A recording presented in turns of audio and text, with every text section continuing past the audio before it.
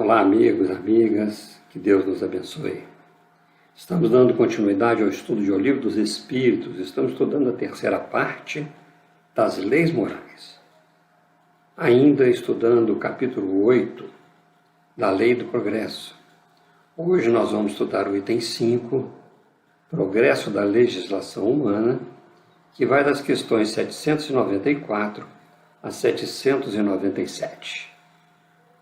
Kardec então pergunta aos espíritos, na questão 794. Poderia a sociedade reger-se unicamente pelas leis naturais, sem o concurso das leis humanas? Poderia, se todos as compreendessem bem. Se os homens as quisessem praticar, elas bastariam. A sociedade, porém, tem suas exigências, são-lhe necessárias leis especiais.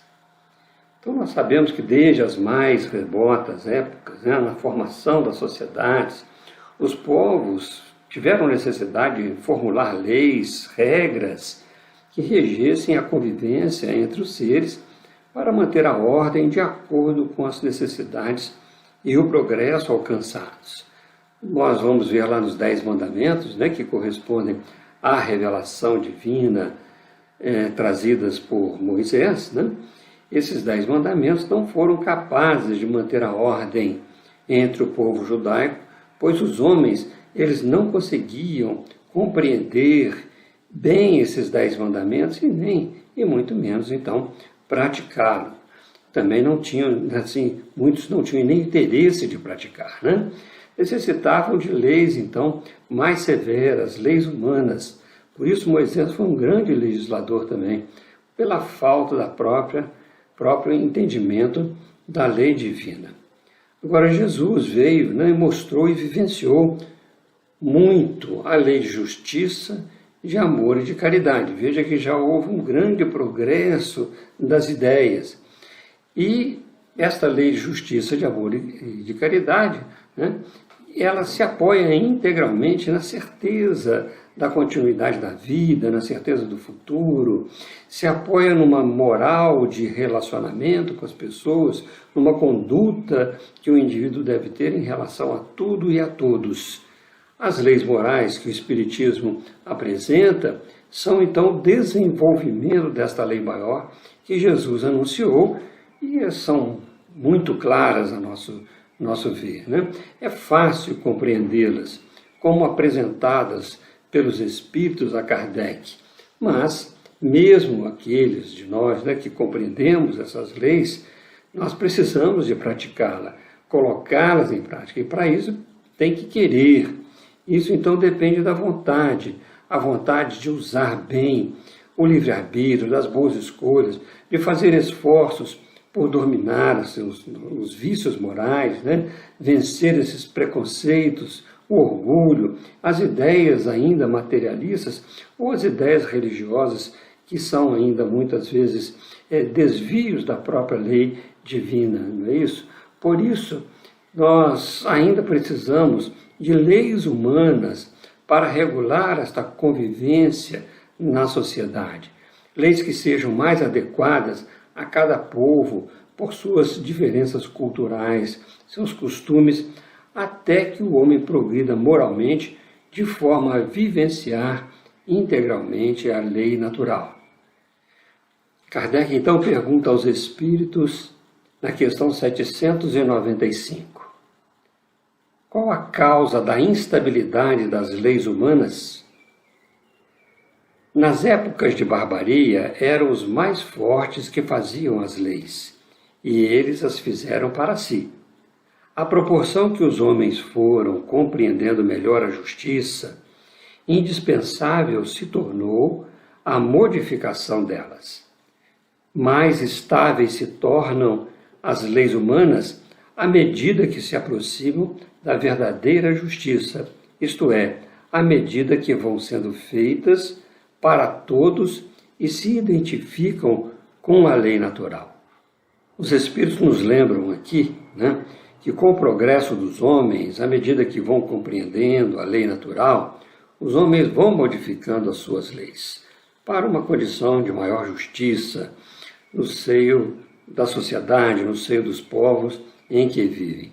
Mas como o progresso ele não se faz de uma vez integral, ele vai se fazendo aos poucos. À medida em que vão os homens evoluindo, novas leis são necessárias, porque eles vão atuando naquelas antigas, que já não mais satisfazem a sociedade, e as velhas leis, ou elas vão ser eliminadas ou modificadas, conforme então o progresso moral que os homens vão realizando. Daí a instabilidade das leis humanas. Para que elas se tornem estáveis, é necessário que o homem se torne melhor, eliminando as suas paixões, adquirindo virtudes, compreendendo a vida futura, quando então as leis por eles feitas mais se aproximarão da verdadeira justiça, sem privilégios e que sejam igualmente aplicadas para todos, indistintamente. Essa a razão do Espiritismo explorar as leis morais de forma tão clara para nos ajudar a conformar nossa moral com a moral ensinada e vivenciada por Jesus. Kardec então vai comentar o seguinte: a civilização criou necessidades novas para o homem, necessidades relativas à posição social que ele ocupe. Tem-se então que regular, por meio de leis humanas, os direitos e deveres dessa posição. Mas, influenciado pelas suas paixões, ele não raro tem criado direitos e deveres imaginários, que a lei natural condena e que os povos riscam de seus códigos à medida que progridem. A lei natural é imutável e a mesma para todos. A lei humana é variável e progressiva. Na infância das sociedades, só esta pôde consagrar o direito do mais forte. Nesse lúcido comentário de Kardec, ele nos fala que com o desenvolvimento intelectual expande-se a sociedade, gerando mais necessidades, novos padrões sociais que devem ser regulados por novas leis humanas. Mas ainda, não estando o homem liberto de suas paixões, como egoísmo, vaidade, essas que nós já conhecemos muito bem, a cobiça, o orgulho, as leis humanas ainda são feitas para atender a essas paixões, a determinados setores da sociedade, a determinados grupos, distantes ainda da lei moral. Porque a lei moral, na realidade, é aplicada a todos, indistintamente. Mas os povos mudam as leis à medida que progridem moralmente. A única que é imutável, lembra Kardec, é a lei natural. E ela é aplicada igualmente a todos. Mas a lei humana, ela vai progredindo.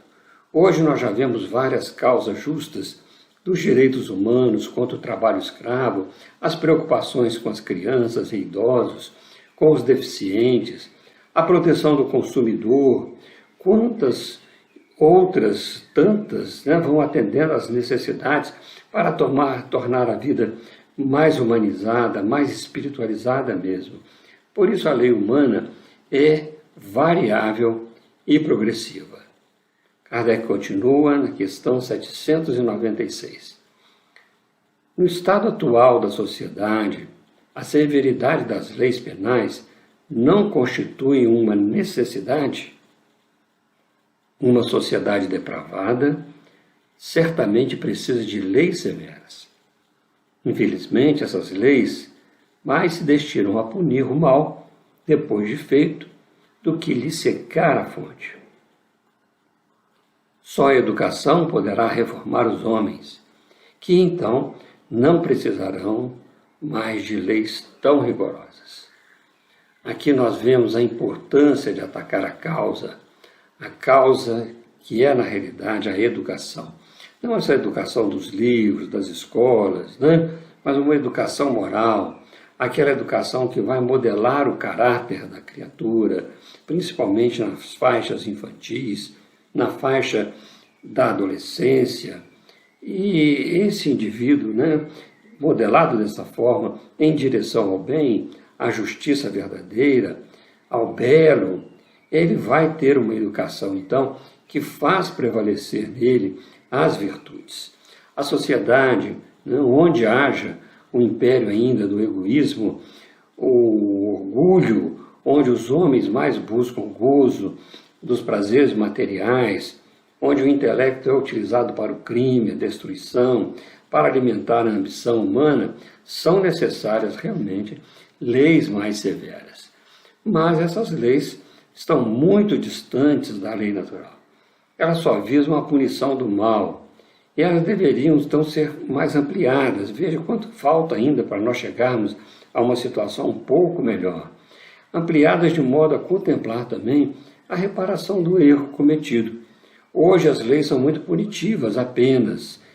Elas são de reclusão do indivíduo, tirar o indivíduo da sociedade, mas não faz com que o indivíduo repare o mal cometido por aquilo que ele tenha praticado, né? Kardec vai falar para nós no livro Céu e Inferno que para a lei natural não basta a expiação, não basta o sofrimento, não basta a reclusão do indivíduo, né? Ou seja, sofrer essa consequência da falta que o faltoso esteja, então, só sofrendo essa consequência de sofrimento, ele já esteja justificado na lei natural. É preciso a reparação da falta cometida para aquele que a cometeu, para que este quite realmente com a justiça. Mas nossas leis ainda estão muito distantes disso, né? Há muito que progredir. Nossas leis ainda necessitam de muitas reformas para se adequar melhor à lei moral, à lei natural. Por isso Kardec vai perguntar na questão 797. Como poderá o homem ser levado a reformar suas leis? Isto ocorre naturalmente pela força mesma das coisas e pela influência das pessoas de bem que o guiam na senda do progresso. Muitas ele já reformou e muitas outras reformará. Espera. Aqui os Espíritos deixam claro para nós que o progresso é uma lei natural, né? Por isso todas as leis vão progredir naturalmente, pela força mesma das coisas. Isso porque os homens vão evoluir, tanto intelectualmente como moralmente, queiram ou não queiram. E eles evoluem pela força das coisas, então evoluem as suas leis. Lógico, então, que não é somente por aí. Existe mais alguma coisa. Aqueles que já compreenderam mais as leis morais, a lei de Deus, em sua verdadeira essência, esses se melhoram e contribuem para o progresso dos outros homens, progresso das instituições, principalmente as instituições da educação moral, a instituição do lar, daqueles que são dadas as responsabilidades, como os pais, por exemplo, os educadores, também os governantes, os homens de ciência, são esses que irão reformular as leis. Jesus, o grande legislador, ele estabeleceu um método para nós. Ele dizia assim: ouvistes o que foi dito aos antigos. Eu, porém, vos digo, o que nos faz compreender que os legisladores devem ter esta responsabilidade de ver o passado para verificar o que deve ser mudado para o futuro, para que tenhamos um mundo mais fraterno, menos egoísta, mais virtuoso, menos vicioso.